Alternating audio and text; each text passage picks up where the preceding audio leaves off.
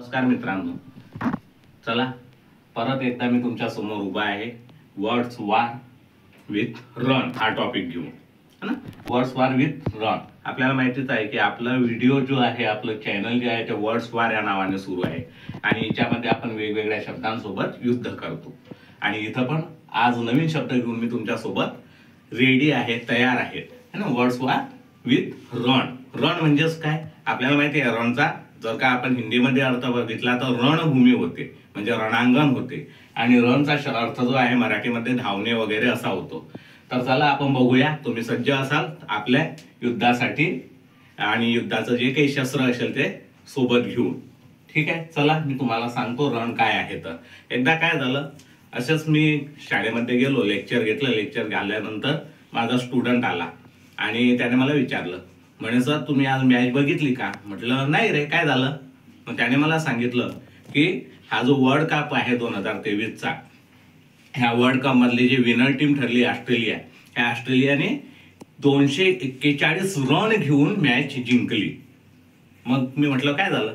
मग म्हणे sir run ह्या शब्दाला इंग्लिशमध्ये काय स्पेलिंग आहे? मग मी त्याला सांगितलं रन म्हणजे साधं आणि शुल्लक स्पेलिंग आहे, काही जास्त मोठं नाही, RUN.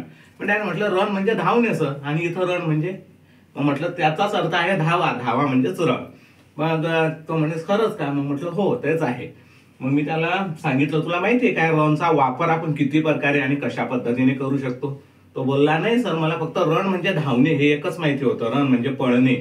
ठीक आहे म्हटलं, चल आपण हा टॉपिक बघूया आज, रन काय आहे. तर चला तुम्ही पण आपण ह्या टॉपिक कडे जाऊया आणि वर्ड्स वार विथ रन म्हणजेच रण ह्या शब्दासोबत आपण युद्ध करूया.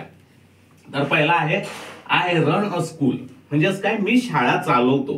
म्हणजे एखादी गोष्ट जी आहे, एखादी इन्स्टिट्यूशन असेल, एखादा क्लास असेल किंवा एखादी छोटी मोठी काहीतरी आपला काम असेल, ते जर का आपण रन करत असो, सुरू करत असो, चालवत असो, तर आपण रन हा शब्द वापरतो. दुसरा आहे this umbrella has had a good run. म्हणजे काय, ही छत्री खूप मोठ्या प्रमाणावर लोक विकत घेत आहेत, म्हणजे एखादी गोष्ट खूप फेमस झालेली आहे, बरोबर आहे, आणि त्याचा जर का विकास होत असेल, डेव्हलप होत असेल आणि लोकांची त्याच्याकडे बघण्याचं अट्रॅक्शन जे आहे ते जास्त असेल, तेव्हा आपण रन हा शब्द वापरू शकतो. थर्ड नंबर आहे टू रन राईट.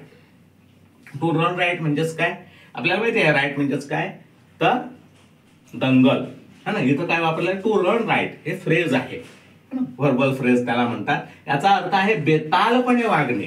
म्हणजे एखादा व्यक्ती जो आहे तो त्याच्या दुनियेत असेल आणि कसाही वागत असेल, लोकांना काही बोलत असेल किंवा लोकांचा विचार करत नसेल, तेव्हा आपण ही फ्रेज वापरू शकतो, टू रन राईट. नेक्स्ट आहे this play ran for 50 nights. म्हणजे एखादा प्ले जो आहे, एखादा मूवी आहे, आपण म्हणतो ना की हे मूवी जे आहे, हा सिनेमा जो आहे हा एवढे दिवस चालला, ह्या सिनेमाने एवढे पैसे कमवले एवढ्या दिवसामध्ये, असं जर का काही असेल तर आपण रन हा शब्द वापरू शकतो. त्याचा अर्थ काय, हे नाटक 50 वेळा सादर करण्यात आले. म्हणजे किती वेळा चाललं, किती दिवस चाललं, अशा शब्दाचा उपयोग जर का आपल्याला करायचा असेल तेव्हा आपण रॅन हा शब्द वापरू शकतो. Next ink runs over the paper. आपल्याला माहिती आहे आमच्या काळामध्ये फाउंटेन पेन होते. फाउंटेन पेन म्हणजे शाईचे पेन, आताही आहे पण त्याच्यात कार्टेज वापरतात. आधी शाई अशी ड्रॉपरने भरायची. ते पेनने जर का आपण लिहिलं तर कधी कधी शाई पेनवरती पडून, पेजवरती पडून जायची आणि त्याच्याने काय व्हायचं, ते पूर्णकडे पसरत जायची, म्हणजे ते पेजच पूर्ण खराब व्हायचं.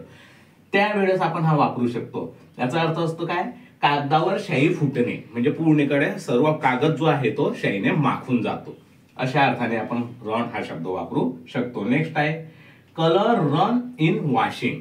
है ना, आपण कपडे धुतो, कपडे धुतल्यानंतर वेगवेगळी वॉशिंग पावडर वापरतो, त्या पावडरने रंग निघतो, बरोबर आहे की नाही.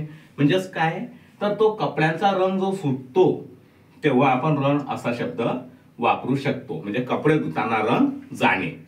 नेक्स्ट आहे द डिस्प्यूट रॅन हाय. वादविवाद जे असेल किंवा कोर्टामधले तंटे जे असतील ते जर का निकोपाला गेले, खूप वाढले, तर आपण रन हा शब्द वापरू शकतो. म्हणजेच काय, तंटा खूप वाढला, the dispute ran high. Next आहे this street runs east and west. एखादा मार्ग आहे किंवा महामार्ग आहे तो खूप पसरलेला आहे अशा वेळेस आपण रन हा शब्द वापरू शकतो. म्हणजे हा पथ जो आहे, हा महामार्ग जो आहे किंवा हा जो रस्ता आहे तो पूर्व पश्चिम पसरलेला आहे असं आपल्याला सांगायचं असेल तर आपण रन हा शब्द वापरतो.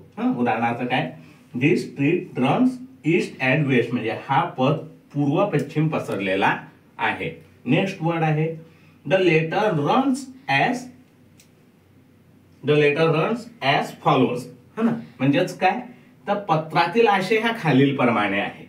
एखादा जो आशय आहे, पत्र आपण लिहितो आणि लिहिताना खाली सांगतो, डिटेल जर का आपण टाकत असू किंवा एखादं उदाहरण लिहित असू आणि त्याची डिटेल टाकत असू तर आपल्याला ह्या रन शब्द इथं वापरता येतो. म्हणजे पत्रातील आशय खालीलप्रमाणे आहे.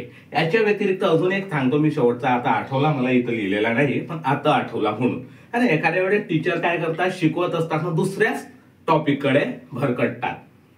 त्यावेळेस आपण असं म्हणू शकतो की teachers run on that particular topic. ज्या टॉपिककडे ते भरकटले असतील तो टॉपिक है ना. म्हणजे असं जर का भरकटलेला असेल त्यावेळेस सुद्धा आपण रन हा शब्द वापरू शकतो. तर अशा पद्धतीचे रन ह्या शब्दाचे विविध उपयोग आहे, विविध पद्धतीने आपण हे करू शकतो. तेव्हा तो माझा विद्यार्थी म्हणाला, थँक्यू सर, मला रन हा शब्द तुम्ही खूप चांगल्या पद्धतीने समजावून सांगितला, हे आपण कुठं कुठं वापरतो. मी त्याला म्हटलं हे काय आहे, याच्या मागचं कारण तुला सांगू का. आपण जर का रीडिंग वाढवली, म्हणजे इंग्लिश हा विषय आपला जर का आहे आणि इंग्रजी शब्दांचे वापर कुठं कसा करायला पाहिजे हे जर का आपल्याला खऱ्या अर्थाने जाणून घ्यायचं असेल तर जास्तीत जास्त आपण इंग्रजीच्या सान्निध्यामध्ये जायला पाहिजे. जास्तीत जास्त आपण इंग्रजी वाचायला पाहिजे. मग ते न्यूजपेपर असतील, पुस्तकं असतील, विविध पुस्तकं जर का आपण वाचले तर एखादा शब्द कोणत्या अर्थाने वापरलेला हे आपल्याला कळतं. म्हणजे प्रॅग्मॅटिक्स जे आहे ते समजून घेतलं तर आपल्याला त्या शब्दांची यूज जे आहे ते चांगल्या पद्धतीने कळू शकतात. आणि शेवटी त्याने मला एवढंच म्हटलं, thank you sir, you run this topics very nicely and explain it very nicely. मी सुद्धा त्याला म्हटलं थँक्यू, तू माझं ऐकून घेतलं म्हणून. धन्यवाद.